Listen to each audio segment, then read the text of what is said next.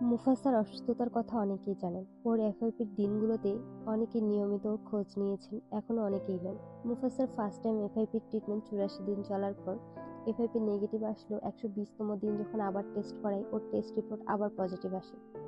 আর সেই সময় ওর কন্ডিশন আরো বেশি খারাপ ছিল।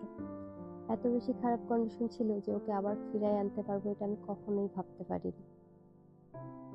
এই অবস্থায় 107তম দিনে ও স্ট্রোক করে।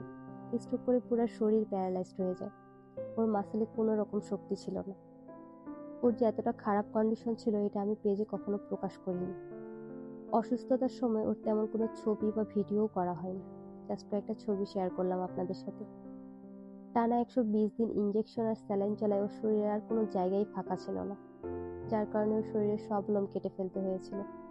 আর এটা ছিল আমার সবচেয়ে খারাপ লাগার একটা সময়, কারণ ওর জন্মের পর 6 মাসের মধ্যে ওর ফার কোয়ালিটি অনেক ভালো ছিল। সবাই ওকে পুতুল বলে ডাকতো।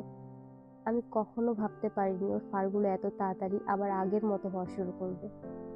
এই সময়টাতে সবকিছুর পাশাপাশি একটা হেলদি ক্যাটফুড পেয়েছে বলেই রিকভারিটা অনেকটা সহজ হয়েছে।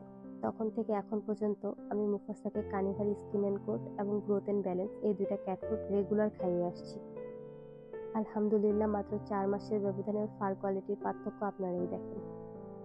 আর আমি বলবো না ওর গ্রোথ অনেক ভালো, তবে কানিভারি গ্রোথ এন্ড ব্যালেন্স ক্যাটফুডটা খাইয়ে মাশাআল্লাহ ওর হেলদি গ্রোথ হওয়া শুরু হয়েছে। তাই আমি প্রতিবারের মতো এবারও বলবো, কানিভা শুধু খাবার না, এটা বিড়ালদের জন্য পারফেক্ট একটা কেয়ার। আমার বাড়ির সবচেয়ে লক্ষ্মী বাচ্চা মুফাসা।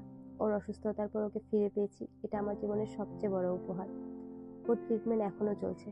সবাই মুফাসার জন্য দোয়া করবেন যাতে আমার বাচ্চাটা সম্পূর্ণভাবে সুস্থ হয়ে যায়।